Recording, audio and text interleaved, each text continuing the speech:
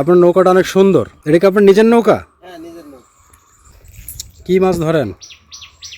এই ভেটকি, তারপরে ভোলা, কোরাল মাছ।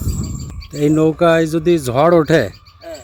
তাহলে কোনো সমস্যা হয় না? না না, এই পিছন দিয়ে যে খাল গেছে ওই খালের নাম কি? চিতলবনিয়া খাল। চিতলবনিয়া খাল।